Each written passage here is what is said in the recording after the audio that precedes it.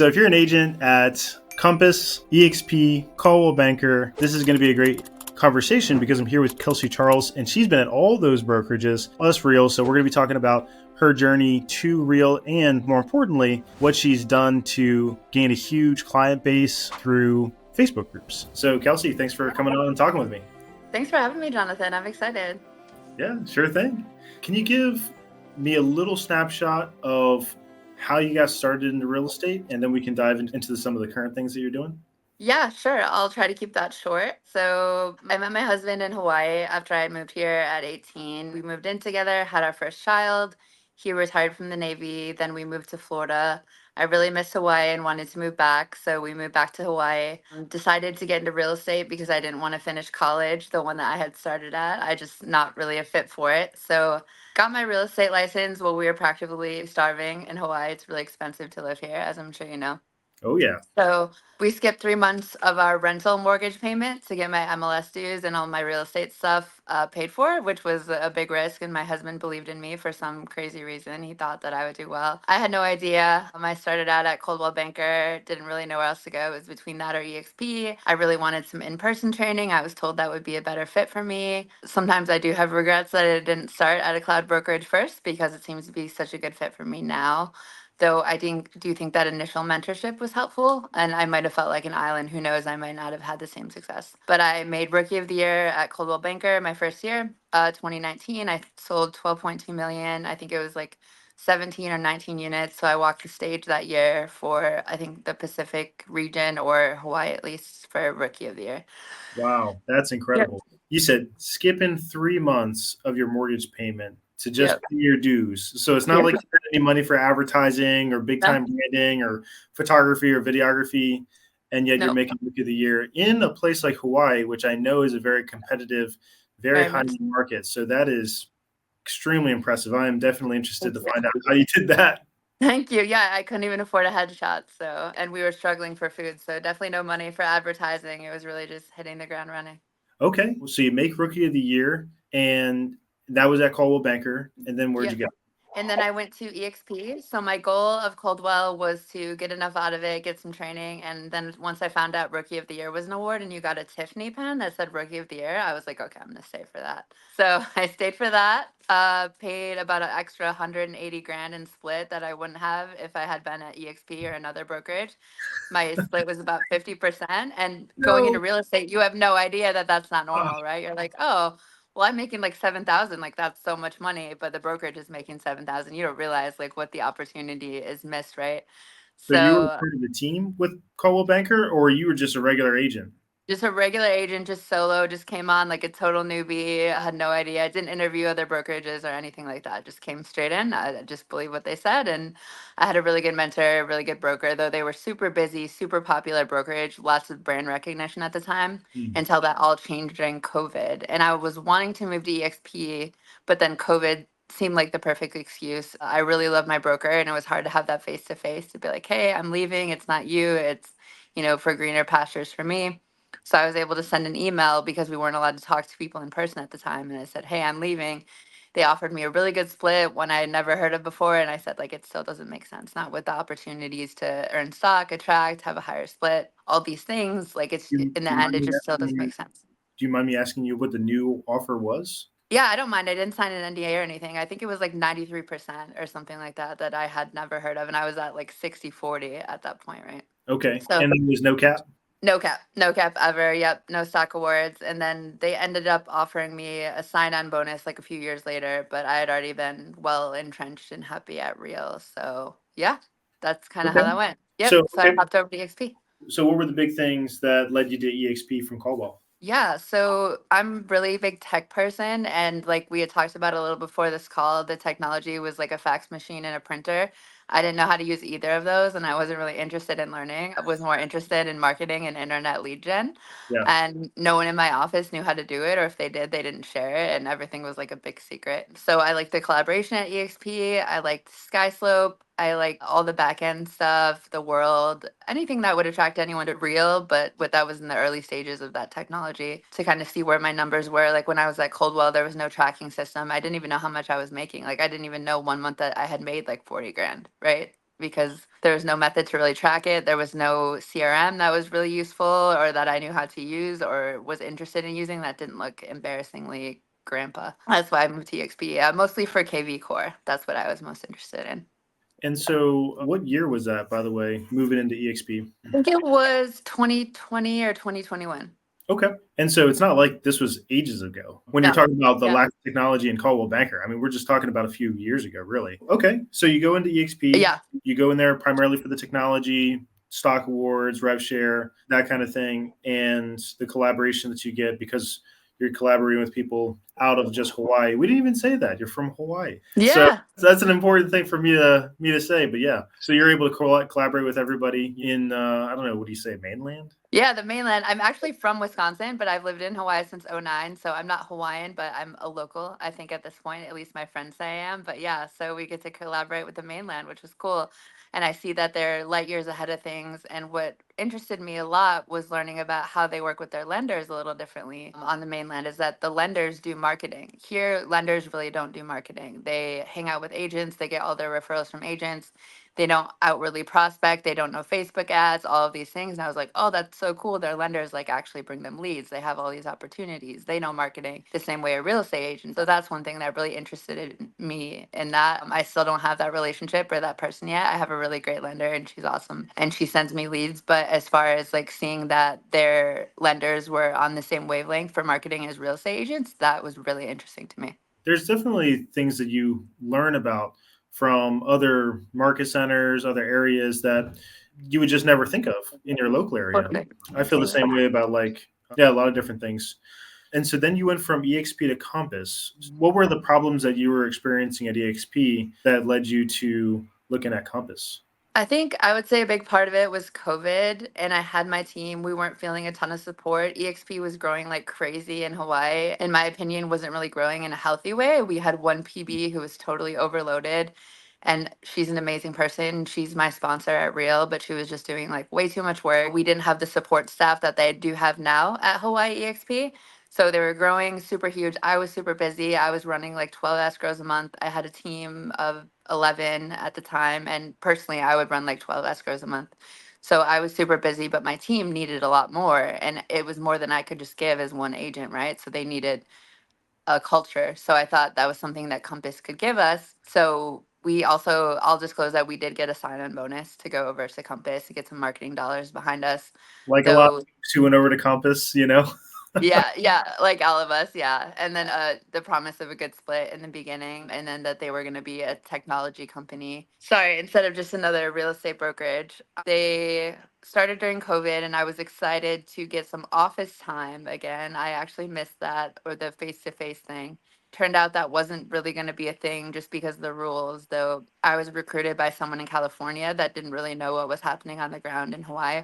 We had some promises that were made that weren't kept. So I lost about half my team at that point. And then my husband's a broker agent as well and an accountant, and he was with me at Compass. He decided to move over to Real at the advice and offer of our old principal broker at EXP, who founded basically Real Hawaii. She's the one who kind of started it here. We weren't in all 50 states yet. And then he finally was like, just come. Like, I know that you're not happy. You're not getting much support. You know that this broker will always support you. And at EXP, she always did. And I go to brokerages more like based on the person and like who's recruiting me, who I know is going to support and mentor me. So that's part of why I came over to Real. And then the tech was years ahead of Compass, years ahead of EXP, and I loved it. Wow, that's awesome. I want to talk more about basically like what you've enjoyed since making the choice to join Real. But I know that a lot of folks who are watching this are going to be very interested in basically how you went from missing those 3 mortgage payments, taking this big leap of faith to becoming rookie of the year, having a big team of 11, getting sign-on bonuses with Compass, and then making the switch to Real. So could you share like what was the strategy that enabled you to get those first, how many deals did you get your first year? You said, what was the volume? It was first year? 12.2 million. So how'd you get that first $12.2 million in that first year with basically, I would assume, no money to spend on growing your business? No money for everything. Could barely pay rent, could barely feed the kids, which was the motivator. When you can't feed your kids and you're hungry and you have no money, I feel like it's very easy to do. I don't know that it was me more so than it was like out of necessity, right? Like it was like do or die. This was my chance. I couldn't go make $17 an hour at a grocery store. I would still be poor in Hawaii. I still couldn't make ends meet. So I decided to create a Facebook group like I learned from some multi-level marketing models. And then I started to basically use what I didn't realize was like kind of a drip campaign to homeowners and future buyers. So I would add people that were in Hawaii, people who I know own homes, people that were renting that I really thought should buy. And that's how I ended up doing, I think 100% of my leads came from that my first year, besides a couple from my mentor. So this Facebook group, why would people join that? So it's called Buying Home Hawaii, a place to get expert real estate advice, a place to get expert Oahu real estate advice specifically. So once you get to like 400 to 500 members, it starts to show organically in the right sidebar. So people would just join that. I think people were interacting with Zillow and other relocation pages, and then they would just come in to check it out, give me their email, phone number. I'd call them, and I'd end up selling them a $900,000 house. Wow. So basically, you'd set up this page for advice in your local area. They would have to join the group. And so in the basically the onboarding form that you would Yep, have and the 3 group questions you can ask. Yep. name, email, phone number. And Yep. did you like ask them in the form, like, hey, do you mind if I give you a call? Or just like, hey, just give me your phone number. And then as soon as you got it, bang, Kelsey's hitting the phone. So my hook was, I need your phone number so I can send you a custom home search app. And then I would send them that, and then I would call them. Okay. So what was your custom home search app? It was just HomeSpotter. HomeSpotter. Okay. Yep. It was HomeSpotter. At least I could see their activity that way. If they downloaded it, if they interacted with any houses, I would usually just call them because I was super hungry anyway. So my 3 questions were, I think I said name, but the name is already there on Facebook. So it was, what are you looking for in a home? And with your price point. And then the other 2 were email and phone number. And the email was, my lender is going to send you shopping numbers based on the monthly budget that you give me. So then I would give that email to a lender, and then they would send them that. Then I'm hitting them up on email. Then I'm hitting them up on social. I'm DMing them. I'm texting them. I'm hitting them up on all channels. And even if they ignore me on all those channels, they're now in my group, right? So they can see what I'm posting. I'm also adding them as a friend. So I'm going to get in their life somehow, right? So that was kind of the strategy of that, and it ended up working. That's awesome. So I guess when I hear that, I think to myself initially, there's going to be some folks that pick up the phone, right, the first time, and they're like, oh, hey, yeah, I'm actually kind of in the, the market. I'm trying to buy a home here in the next so many months. And then there's probably the other group of people, probably the majority, which are like, who is this? No, not interested in buying right now. Thanks for the call, but see ya. So what was that like? What were those conversational reactions? So I had less of that because the group was so high intent. It's literally called Buying Home Hawaii. You're not giving me your number and email if you're not somewhat interested, right? So I noticed there are people that would fall off and forget and be like, who are you? I don't remember entering that info. But the speed to lead is so important, right? Like the faster you get to them, they're like, oh my God, yes, I did just find your group. Thank you so much for reaching out to me. So the responses were more positively than I have gotten on any lead source that I've ever used. Wow. And so do you have to make your group private, or can it be public and have those 3 questions? It can be, I think it has to be private. I prefer it's private. I don't let any realtors in there. So then what would you post on like a weekly basis, on a monthly basis? How often would you post? What would your content like production look like? Yeah, so you can take a look at it. I can show you too after this call, but I'll post like deal of the week. A house I think is really cool with a link to a squeege page. At the time when I was at EXP, I would use KV Core. Now I use Lofty. I'll post market updates, just things that I find are funny, conversational tools, things about my story, another house I sold, another listing I have, things like that to just kind of keep the community engaged. And I feel like honestly, the content is the least important part. It's really just me capturing that lead and that info and me nurturing them, and then get them getting to know me on my Facebook page. So I'm not really super consistent with the content, and I've still done fine. So you've got the system to get their contact details. You're connecting with them on all these different places to just ensure that they know who you are and they can't escape. They can't get away. You're keeping them in the loop through basically a content drip campaign through the Facebook group. And what do you think were the keys to that strategy being successful? I think that I was getting a little bit known in the marketplace that people were interested in a group called Buying Home Hawaii versus a lot of realtors out here are military realtors. They help people PCS, Hmm. and a lot of their groups are called like PCS to Hawaii. And 90% of those people have no interest in buying a home. They want to go on military housing. My group is super clear: buying home Hawaii. I'm not trying to pretend to help you ship your dog or anything like that. I really don't know a ton about that. I am a military spouse, but I haven't, my husband deals with the PCS stuff. So he's retired now. So it was just a really clear intent. I think that was a big part of it. Instead of pretending to be like a group about getting together or fun activities in Oahu, I'm like, buying home Hawaii. This is what it's about. This is what it's going to be. I'm going to get higher than Zillow quality leads. And then I did. Sweet.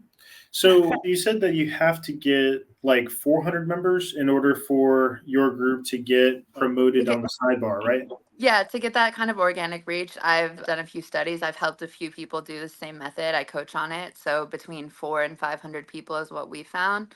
But in the meantime, you can post it on public groups. And when people are asking about a realtor or saying what neighborhoods are good, just drop your link in and post something meaningful. And then people will even come back years later, search it in the search bar, find you, and then you can end up selling a house. So it's like it kind of lives forever. Okay. I was going to ask, like, how did you go about getting those first 300, first 500 members? Was it Yes. really just commenting on other Yeah, groups and sending that link? exactly. Yeah. All right. So no ad spend needed. It's just getting No. in there, being active on social media. Did you just like, is there a way to invite people who you aren't friends with on Facebook to your group? Like, can you do some of the outbound invitationals? So you can message people and invite them and link them to your group, but the best way I found, and Facebook's made this a little harder because it doesn't want you to add people now that you don't have connections with, but I used to just add people once they accepted me. I would just invite them into my group, whether or not they would answer the questions. I just wanted them in the group so they could see that I was a realtor and see what I was doing.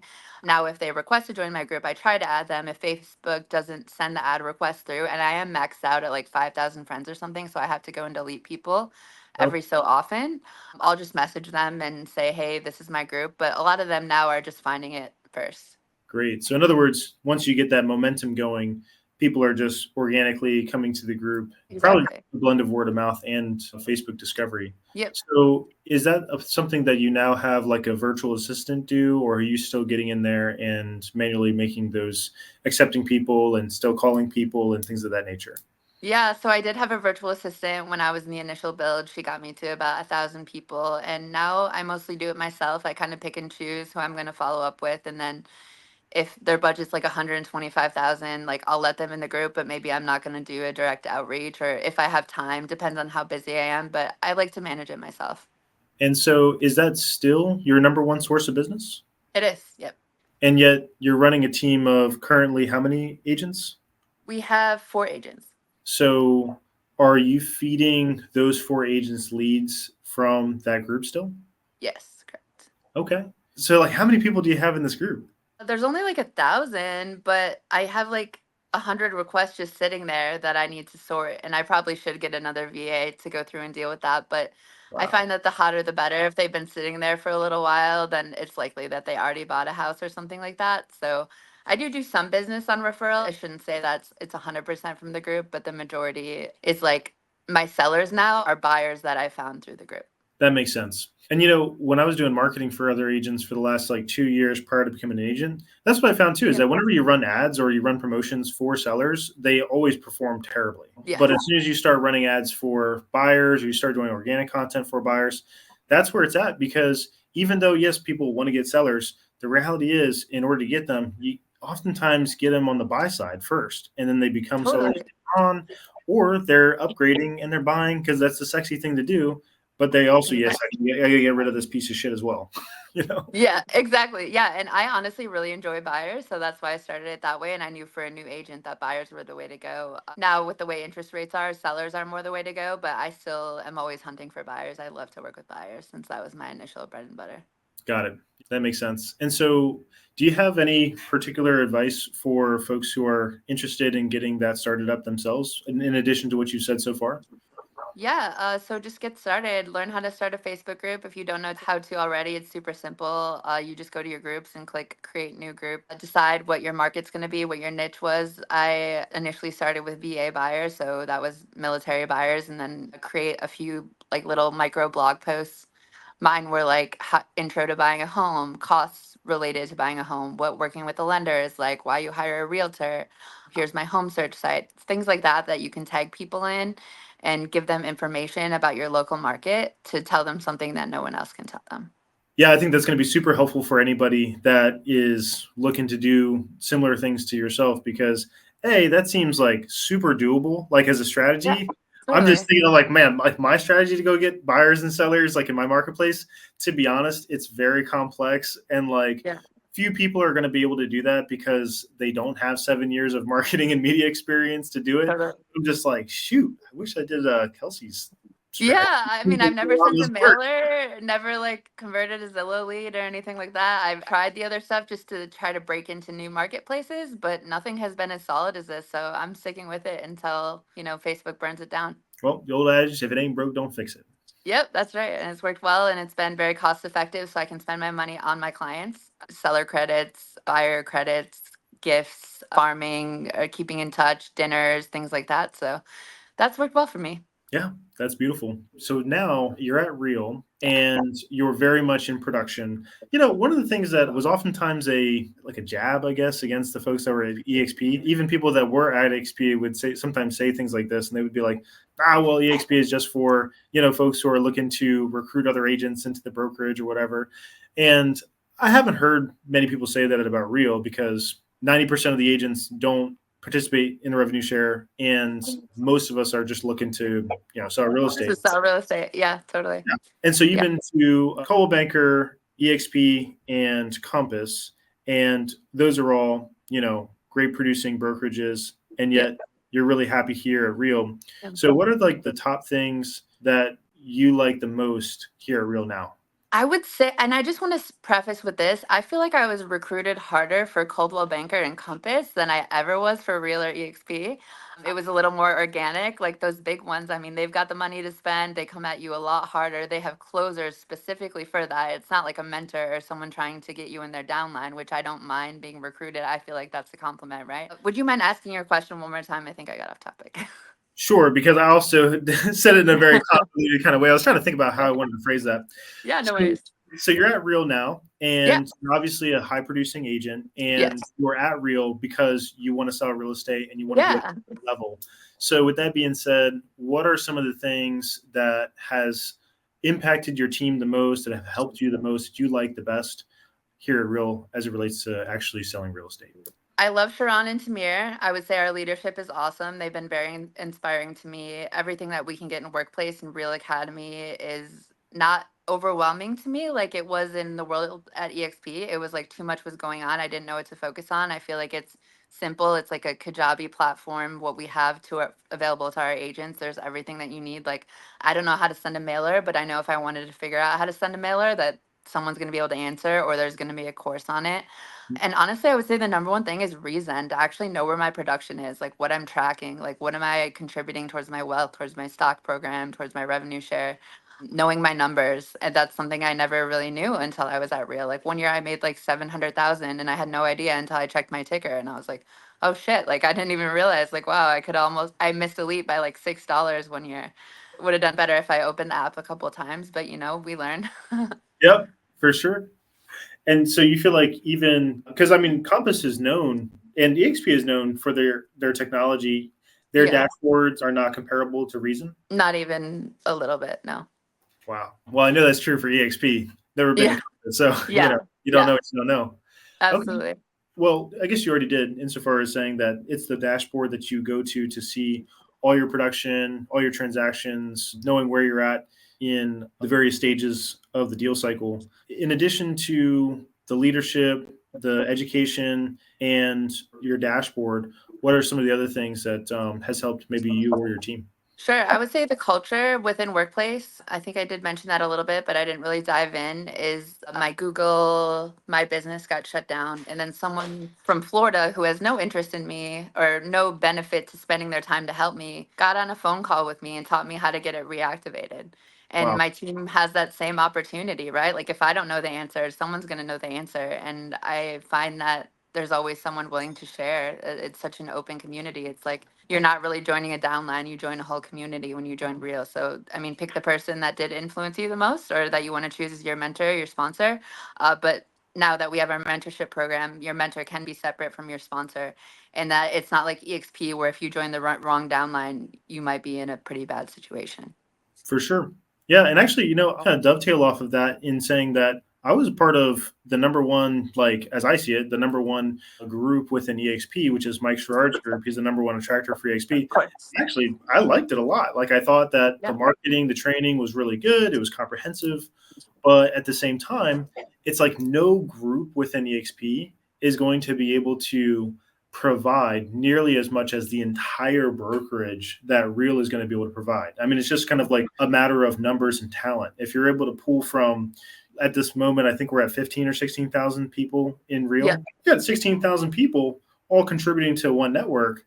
Well, Yeah. it's going to be very, very powerful. And we've got people like yourself who are killing it. We've got other people that are, managing 100, 200 person teams as well. So it's like we've got the full spectrum in terms of the talent that you would expect. Agreed. Yeah, So we're bringing over a bunch of hitters from EXP too, so we're just getting better and better talent. I just noticed the brokerage getting better and better as I go. definitely. Now, are you contributing to Real Academy through like coaching and whatnot on like officially or like in a formal way, or are you doing that just for the folks that reach out to you? Just for the folks that reach out to me. Okay, cool. Yeah. But I And would if they ask me to. I'm hoping if I make Elite one year, they'll have me do like a cultural webinar or something like that. But yeah, I'm always open to sharing. oh yeah, well, if they're not knocking down your door in next year, I'll be surprised. Thank you. So actually, a question comes to mind. Why do you think it is the case that EXP versus, and I'm not going to speak poorly about EXP, it's just a Sure. model. But Absolutely. like, why do you think it is that the model in terms of education is better at Real versus EXP? I think it's because it was a hard rule when Real was founded that you can't promise people special things to get them to come join you, right? So Hmm. even though that is in the ICA technically at EXP that you can't do that, that's really not the way it happens in practice from what I noticed. So it's straight up like, yeah, you can join a mentor, but they can't promise you that they're going to give you special coaching or any free courses or any training or anything like that. So I think that's the number one thing. And then the culture is kind of top down. Like we have our own president of the company get on to teach all of us. And it's not based on what downline you're in, right? So I think that rule, enforcing it really helps a lot. Yeah, I agree. And yeah, I mean, we can provide things of value, right? But we just can't do it exclusively for the folks that join. Exactly. Yep. And And that's so, an important distinction for sure. yeah. Yep. Exactly. Not exclusively for one person. Yeah, because I'm sure there's going to be a lot of folks who want to reach out to you that maybe they joined Real because of me or somebody else or whatever, and they're going to see this interview and they're going to be like, "Oh my gosh, I want to talk to Kelsey and see what she's doing with her Facebook groups." The cool thing is that they can reach out to you directly and be like, "Hey, Yep. can you do this?" Or if you were doing a mastermind every week, like I think there's maybe 40, I think at this point, masterminds. Yeah, there's a lot. Anybody from any sponsor is going to be able to get on your mastermind and pick your brain about what's going on. We're all incentivized to do that, one, from the perspective of being led from the top from somebody like Sharon, but also by our peers and being incentivized just from the peer pressure, the good peer pressure. Yes, you're right. The good peer pressure. That's a great way to put it. Absolutely. Work hard, be kind, for sure. That's right. But then we also have the cultural award of $8,000 in stock options, not stock options, in stock award Yes. that we get from doing stuff like that too. Could you see yourself ever leaving Real? And if so, why would that be the case? No, not at the moment. I'm pretty happy. I hate leaving brokerages. I hate changing my signs and all my marketing and then people reporting me because I accidentally forgot to change a logo or something somewhere. And no, I'm happy now. I have a pretty decent revenue share coming in. So working on that, trying to help as many agents as possible. I love to mentor. I feel like it's the perfect fit for me. I wish it would have existed. It probably did when I started, but I didn't know about it. But my only regret is not joining sooner. Yeah, that's awesome. One of the things that I want to make sure to do in these calls is to be extremely transparent and to try to, as best as possible, not be biased in any way as to why someone should choose one brokerage or another. So, Sure. for instance, when I think about Keller Williams, I think of it as a really great brokerage for brand new agents to get started. Totally. When I switched over to Real, my biggest complaint was I didn't have the contracts loaded up into Real Signature. So I switch over and I lose my access to SkySlope for EXP. And I'm like, the buyer's like, yeah, and I want to put an offer on this house tonight. And I'm like, all right, cool, let's do it. I open up Real Signature and I'm like, where's the contracts? Oh my gosh. Yeah, So so I didn't have that because we have all of ours in zip forms and I never switched to Real Signature. I just still use DocuSign. So that's one hack. yeah, well, I was gonna say Yeah. that's But that is a definitely minor heart attack if you have someone ready to go and it's not ready. You're like, whoa, what do I do?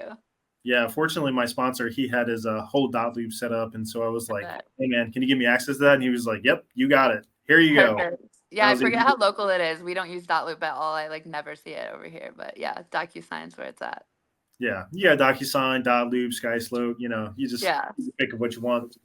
But with that being said, so with Coldwell Banker, Real, and Compass, would you say that there is an agent or like an agent archetype that you think one of those brokerages would be better suited for rather than Real? Like, do you think that Compass, for instance, provides something in particular that you think Real doesn't, that somebody would be better suited to go to? In my opinion, for Compass, no, but I'm also not a big producing luxury agent. So Compass in Hawaii sells houses in like the $25 million range. So if you need a dedicated marketing team for that, though now with Real Luxury, that may completely change and not even be something to a comparison. But Mhm. at that point, that might make sense for you to have that network and to have that marketing group if you're an ultra mega luxury agent, which I've never been and probably will never be, which is okay. For Compass, if you like, or for Coldwell, if you like to hang out around printers and fax machines and have coffee, and I'm not knocking that at all. There's definitely Yep, a personality type for that. My for sure. husband's like snickering in the background because he thinks that about Coldwell Banker, but I think they were a good brokerage to start at. And then Real, maybe not the best for new agents right now. Now with the mentor program, I think that could change a little bit if you have the right mentor or you're plugged into the right team. I think that's a little bit different. But to totally start new at Real, I hope that you have a lot of cojones and you're ready to just hit it and ask a lot of questions because there are a lot of people to help. But if you're really shy and it's hard for you to reach out and ask for help, I would say maybe Real isn't for you, but I would say that's true at any brokerage. No one's really gonna like get you out of the water, right? Like, put their hand out, potentially fall in to get you into production. So I'd say that's true for any brokerage. So I do believe there's an archetype for all brokerages, but I feel like Real is the best if you can get past not having an office and, buy your own printer. Yeah, for sure. And what about EXP? And EXP, I think if you like that really big brand, that really tight silo that you feel like maybe that's a part of your family, then that makes sense for you. But for me, I prefer the whole community as like the family. So it just depends on what you prefer. But being at EXP, I prefer being at Real. Yeah, and I guess that's mainly because of the culture that you're feeling across the entire company. Exactly. Yep. That's cool. Yeah, and I think that to your point about being a new agent at Real, you're right insofar as saying that like you've got to be resourceful, you've got to be independent, you've got to be comfortable asking for help from those who can give it to you. Right. And if you don't have that resourcefulness and you don't have that independence, chances are good that probably real estate isn't going to be that long-term play for you anyway. And that's what I was going to say. And when we say that's true for any brokerage, let alone just being a real estate agent in general. So, yeah, you just got to get out there. It doesn't matter what brokerage you're at. Keller Williams isn't going to call you and say, hey, are you coming to the meeting? I mean, probably not unless you're paying a coach to hold you accountable. So it's either Real's for you or maybe real estate isn't for you. Not to say that there isn't a brokerage fit for everyone, but I feel like Real is the future for as many agents as can see the light. Awesome. I would definitely agree with that. And for those who are interested in connecting with you to either learn more about Real and get your Sure. take on things, or they're interested in picking your brain about using Facebook groups to go about getting clients, I think you've got an incredible, compelling story. And if anybody says to themselves, oh no, I've got a worse, situation. I'm in a harder situation than Kelsey. Well, you're the one to help them fix that problem anyway. So where can they learn more about you and get connected? Yeah, sure. So they can, if they're at Real, visit me on Workplace, Kelsey Charles. My website is kelseycharleshomes.com. And then you can hit me up on Facebook, always. Kelsey Charles, I'm always on there. And then my Instagram is Realtor in Hawaii. Perfect. And if anyone's watching this and you're like, hey, I want to learn more from me about what's it like to be in Real or how it can help you here in Maryland, just take a look at the description below. I'll have Kelsey's information down there too. And we can talk and see if Real might be a good fit for you. And, if it's not, we will be the first to let you know. So, Kelsey, again, I appreciate you sharing what you shared with me. I think that's very, very generous of you. I think it's emblematic of the Real culture too, to be generous and forthcoming and, sharing your secrets. And if there's anybody in Hawaii that's interested in joining Real. Yeah. Thank you, Jonathan. Yep. No problem. Take care. Appreciate it.